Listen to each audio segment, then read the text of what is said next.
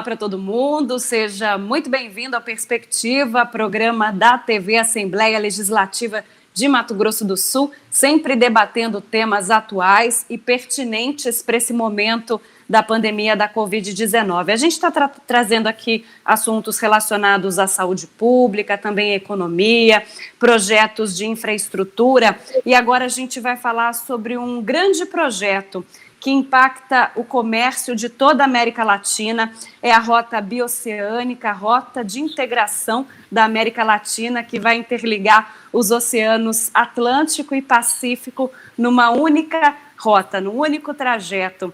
E sobre esse assunto e sobre os impactos até mesmo da pandemia da Covid, né, nos planos aí para a concretização da Rota Bioceânica, a gente conversa com o senador Nelsinho Trade, ele que também é presidente da Comissão de Relações Exteriores do Senado. Senador, seja muito bem-vindo à Perspectiva, aqui é a TV Assembleia de Mato Grosso do Sul. Obrigada pela sua disponibilidade e participação. Muito obrigado, Lívia Machado, é um prazer conversar contigo, com todo o público que nos assiste através da TV Assembleia. Gostaria de, além de saudar o presidente da Assembleia Legislativa, deputado Paulo Correia, em nome dele, a todos os deputados. Realmente, essa é uma alternativa muito interessante, que eu não tenho a menor sombra de dúvida, vai transformar economicamente Mato Grosso do Sul. E agora falando sobre a questão do projeto em si, nós tivemos aí um 2020 bastante atípico, por conta da pandemia da Covid, talvez as atenções elas tenham se dispersado, justamente porque a saúde pública ela precisou realmente de um foco de vocês muito maior.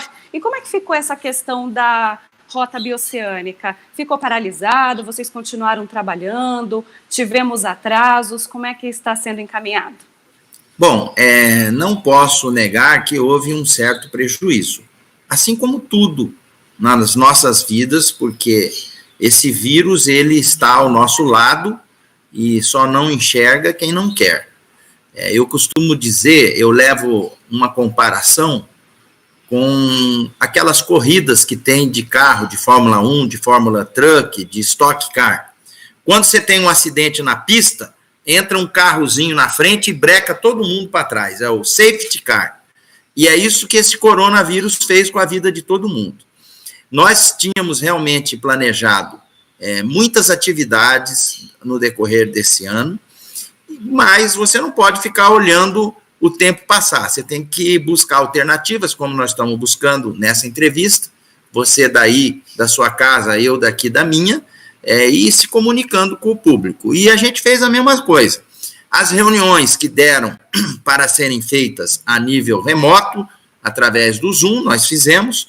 Inclusive tem um seminário que vai acontecer agora na segunda quinzena de agosto, promovido pelos deputados do Parla Sul, da Argentina, do Uruguai, do Paraguai e do Brasil, e do Chile, as dificuldades impostas pelo coronavírus. O importante é que as obras deram sequência, principalmente no lado paraguaio, já estamos atingindo lá, pela informação que a gente tem, mais de 100 quilômetros de asfalto novo, de rodovia nova. A obra está a todo vapor. O presidente de lá, o Mário Abdo Benítez, paraguaio, é muito entusiasta desse projeto. A licitação da ponte que liga Porto Murtinho para Carmelo Peralta, no Paraguai, também está transcorrendo dentro das possibilidades diante do coronavírus, a gente teve essa informação também, ou seja, as coisas não estão paradas, elas deram realmente um breque, mas elas não estão paradas e eu tenho a convicção que tão logo possa ser liberado tudo, essa agenda vai se retomar.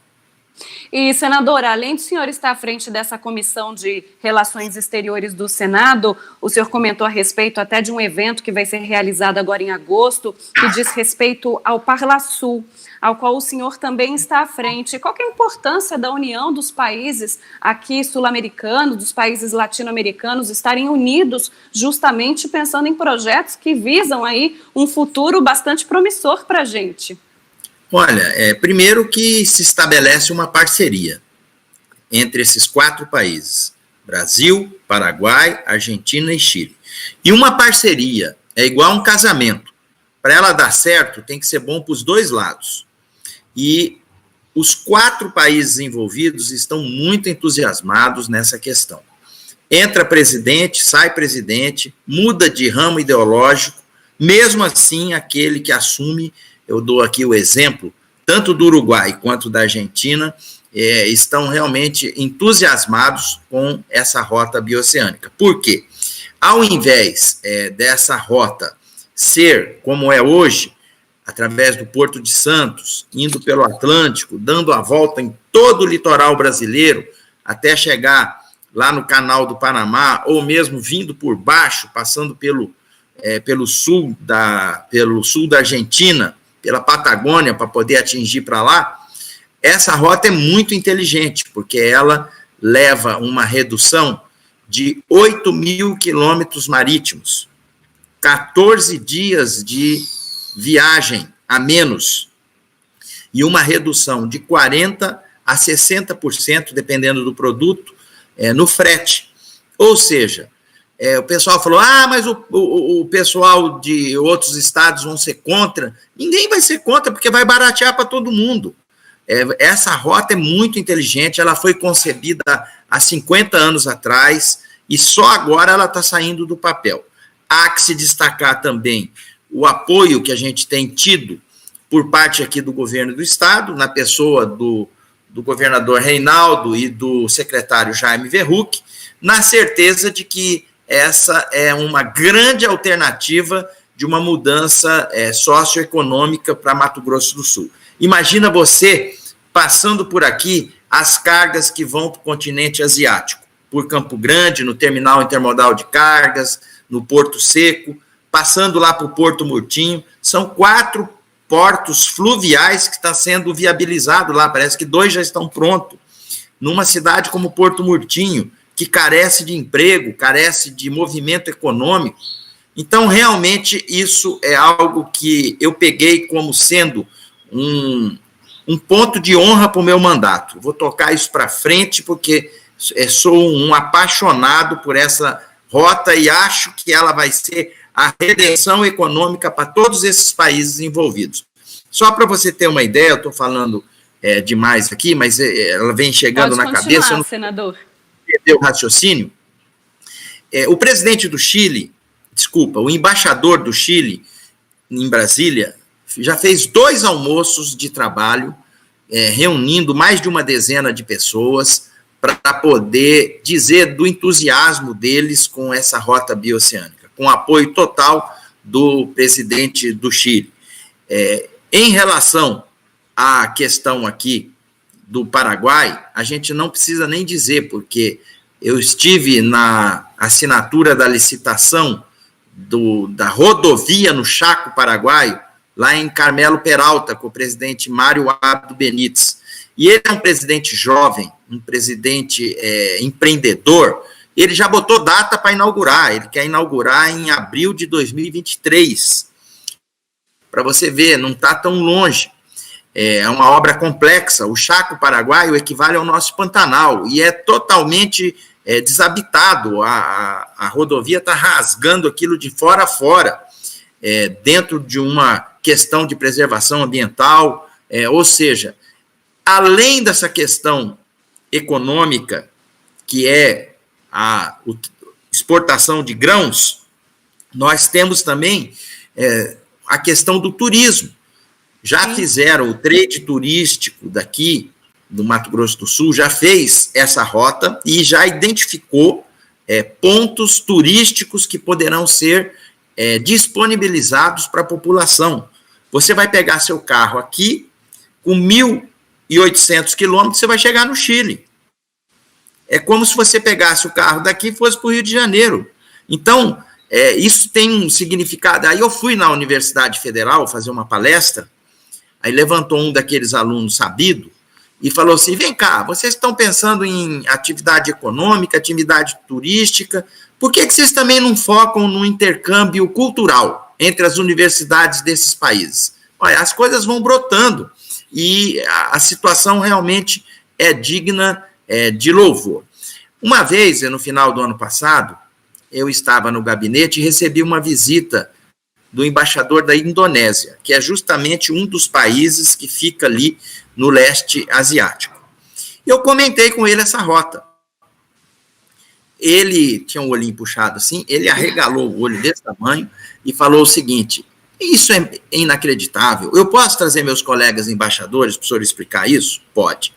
Dali uma semana tinha 9 embaixadores do continente do leste asiático, ASEAN, se não me engano, a associação deles. Todos entusiasmadíssimos com a rota, e aí eu não perdi a oportunidade. Eu falei, vocês querem conhecer Campo Grande, Mato Grosso do Sul? A gente monta um seminário para vocês. Montamos, foi assim, quem me ajudou a fazer isso tudo foi o presidente da FIEMES, o presidente Sérgio Longen, que recebeu eles todos para um almoço. Você imagina trazer 9 embaixadores aqui para Campo Grande, Mato Grosso do Sul. Ficaram encantados com essa concepção, levaram eles no dia seguinte para ver uma produção pecuária de uma fazenda próxima, produção agrícola de uma fazenda próxima, para eles verem que isso tem início, meio e fim. Então, eu sou um grande entusiasta desse projeto. Sim, até pensando na logística, falando do turismo, se a gente pegar uma passagem de avião saindo de Campo Grande, fazendo escala em São Paulo, voltando, por exemplo, para Santiago, no Chile, o trajeto é muito maior, o custo para esse turista também aumenta. E eu imagino até mesmo para quem vai sair do Chile com cargas, com produtos e atravessar, né, para o Mato Grosso, atravessar pelo Brasil para sair no oceano, realmente a gente encurta essas distâncias e o potencial do nosso estado aqui ele é imenso, a gente precisa aproveitar tudo isso. E comentando também a respeito dos países que ficam próximos aqui ao nosso estado, a gente está numa posição super privilegiada, né, senador? Mato Grosso do Sul é o estado, eu acredito, que mais próximo dos demais países, tirando o Uruguai, né, que fica mais ao sul, a Argentina, mas a gente tem uma localização privilegiada no mapa. Tudo isso empolga mais o gestor sul-mato-grossense, o empresário, o produtor? É verdade. A gente está, vamos dizer, no coração do Brasil, né? Se você pega um avião, vai para São Paulo, 1h10. Daqui para Brasília, 1h10. Daqui para Curitiba, direto, 1h10. Ou seja, nós estamos a 1h e pouco de várias capitais do Brasil.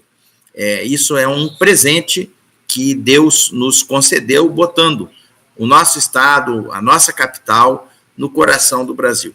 Além dessa questão, a gente faz divisa o nosso estado com 2 países, Paraguai e Bolívia. Tem os problemas dessa questão de rota de tráfico, questão de segurança pública, mas vamos ver o lado bom dessa história. E o lado bom é justamente esse, da gente poder aproveitar essa localização geográfica e externar para os países que são vizinhos da gente essa possibilidade econômica. Eu digo para você, aonde a gente vai, e fala isso que eu acabei de falar para você aqui, seja em qualquer nível, em qualquer autoridade, a pessoa para, toma nota, arregala o olho e já vem para dentro do projeto. Ou seja, é algo que realmente precisa ser tocado em frente.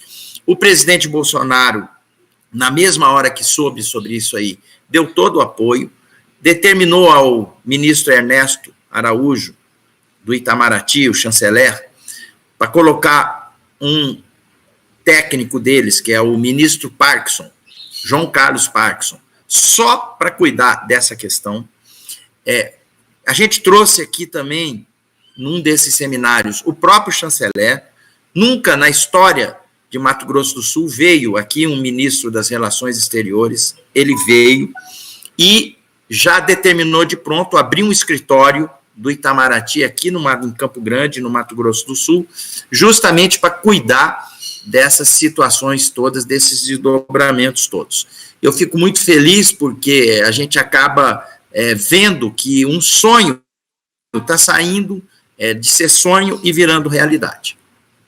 E, senador, agora falando um pouquinho sobre essa questão da pandemia, até por esse atraso já que nós justificamos da questão da rota bioceânica, o Paraguai está com medidas muito restritivas, né? Inclusive de acesso de brasileiros, as pessoas elas atravessam por conta de trabalho. Isso gerou algum empecilho, algum problema, ou não tem nada a ver, é mais uma questão de medida sanitária e os trabalhos, independente quando retomados ou se retomados, eles podem continuar independente dessa barreira assim física muito forte por parte do Paraguai aqui para nós? Olha, a gente tem que sempre se colocar no lugar do outro. Eu sempre procuro fazer esse exercício na minha vida. Às vezes, quando estou discutindo com alguém, eu me coloco no lugar desse alguém para ver se ele tem razão. E tento achar a neutralidade para seguir em frente. Se o Paraguai, ou a Bolívia, ou algum outro país que tem fronteira conosco, estivesse no epicentro dessa contaminação, nós íamos tomar as mesmas medidas. Ou seja, infelizmente, o Brasil hoje, junto com os Estados Unidos e a Índia, são os 3 países que são o epicentro desse coronavírus. Talvez pelo tamanho do nosso país, pela questão sazonal que esse vírus está se manifestando, uma hora ele está forte no norte, aí ele vai para o nordeste, agora ele está baixando para o centro-oeste, para o sul, aí passou já pelo sudeste. Ou seja, essa é uma questão que atrapalhou, não dá para dizer para você que não atrapalhou, mas que a gente tem que compreender, porque eles estão tomando as atitudes sob o ponto de vista epidemiológico, de saúde epidemiológica correta. Não dá realmente para brincar com essa questão. Eu sou uma testemunha viva disso, até porque eu peguei esse vírus, fui internado, fui para a UTI, e isso não é brincadeira, a gente tem que se cuidar. Eu jamais ia imaginar na minha vida que eu ia ver uma cena como eu vi da mãe parir o seu filho e não conseguir embalá-lo, porque um está com Covid e pode passar para o outro. Ou de uma pessoa, de um ente querido seu falecer, botarem ele dentro de um caixão, enrolar a urna com aqueles lacres e ninguém poder nem ir lá para rezar uma Ave Maria e um Pai Nosso. Ou seja, nós estamos vivendo uma guerra, isso é uma guerra. Sim. E a gente tem que se unir para poder vencer esse inimigo oculto que é esse chato desse vírus. E até aproveitando, senador, a sua experiência como também presidente da Comissão de Relações Exteriores e fazer com que as pessoas que estão nos assistindo, elas entendam determinados protocolos, porque várias pessoas acabam não podendo, porque são do Brasil, não podendo viajar para outros países por conta dessa proibição, sabendo que nós somos hoje um epicentro, né? Não o primeiro, mas o segundo, tem os Estados Unidos também, e esses protocolos, eles são normais, né? Assim, de outros países adotarem a respeito de turistas ou de pessoas que gostariam ou que teriam que trabalhar, enfim, em algum outro país. Vamos só fazer um exercício que as pessoas vão entender. Puxa pela sua memória, quando começou esse vírus, ele começou aonde? Em Wuhan, na China. Imagina você receber aqui, no Brasil, uma comitiva de 50 chineses. Você ia se sentir bem? Com certeza não. Então, a mesma coisa eles lá sentem em relação a gente. Então, é uma questão que eu acho que só vai normalizar, infelizmente, quando sair a tão esperada vacina. A gente espera que Deus possa iluminar as pessoas que estão trabalhando nisso e que nos ajude nessa questão. Eu tenho muita fé, acho que uma das razões que me fez curar foi isso, a minha fé, para que a gente possa vencer essa etapa de uma vez por todas. E no âmbito dos negócios, esse distanciamento entre os países, ele atrapalha de alguma forma? Porque não é só o distanciamento social, nós estamos distantes de todo mundo. É verdade, atrapalha sim, Lívia. A gente observa, e graças a Deus a questão do agronegócio não sofreu tanto, mas tudo que era combinado tete a tete, com reuniões presenciais, as que dão para fazer essas reuniões remotas estão sendo assim desenvolvidas. E as que não dão, vai ficando em stand-by. Só para você ter uma ideia, as comissões lá no Senado não estão podendo funcionar. Eu tenho lá na minha comissão, que é responsável por sabatinar, por aplicar uma prova um teste oral nos embaixadores que vão para outros países do mundo, 40 postos para serem mexidos. Está tudo parado, porque não se consegue fazer uma reunião presencial. A reunião remota lá não é permitida porque tem votação secreta.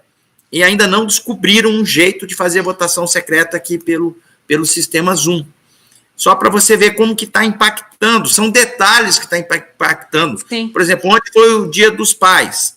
Eu não consegui reunir a minha família para poder abraçar meus irmãos, abraçar a minha mãe, que eu não tenho mais pai, ela acaba sendo pai e mãe. E fica assim, é uma situação que realmente você tem que olhar para o lado das orientações dadas pelas autoridades sanitárias. E pela sua experiência, senador, como é que Mato Grosso do Sul, sabendo que nós também temos esse potencial agroeconômico, né, muito forte, poderia se portar a partir de agora? Nós estamos vivendo um momento, acredito que mais complicado dessa pandemia, pensando na economia e na saúde. Olha, o gestor ele tem que ter muita habilidade, né, nessa questão. Eu não estou frente ao executivo, mas sou um agente público. E a orientação que eu posso dar, já tendo passado pelos cargos que eu passei, é unir a questão da ciência às suas atitudes. Não dá para você desprezar aquele que sabe mais do que você a respeito dessa doença. Aquele que chega para você e te garante, para evitar pico da doença, espiral da doença, você tem que fazer isso, isso, isso. Tem que promover o isolamento social, tem que botar máscara, tem que lavar as mãos frequentemente, tem que evitar aglomeração. Não tem outro jeito. Enquanto não sair um remédio, como se tem remédios para outras doenças, nós vamos ficar patinando nessa questão, vamos dizer assim, desses conselhos e dessas orientações que, por mais que sejam chatas e nos incomoda, elas são necessárias. Senador Nelsinho Tradi, eu quero agradecer a sua participação com a gente. Para finalizar, nós começamos falando da rota bioceânica, então falar a respeito se há uma expectativa de finalização a partir agora de 2020. Infelizmente, os planos acabaram sendo deixados para o futuro. E quais são as perspectivas, então, para esse projeto a partir de agora, para 2021? Bom, eu quero te agradecer essa oportunidade. Eu digo a você que nós vamos ter alguma novidade agora no segundo semestre de agosto, e eu já vi que você se interessou por esse tema.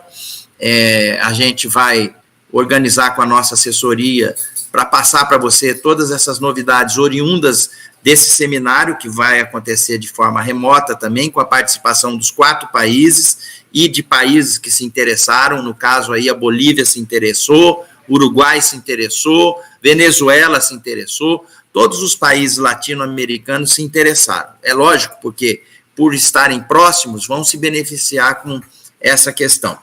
Nós temos aí também uma possibilidade de unir a rota rodoviária, uma rota ferroviária, que é um projeto que é liderado lá pelo estado do Paraná. Eu já tive com o governador Ratinho Júnior, eu já tive com o deputado Ricardo Barros, que é um entusiasta dessa área, e um complementa o outro, porque o que pega contra a questão ferroviária é como essa rota passa pela Cordilheira dos Andes, lá o motor do trem não consegue transportar muita carga, e aí o número de carga que leva acaba sendo não viável pelo custo que é transportar de trem.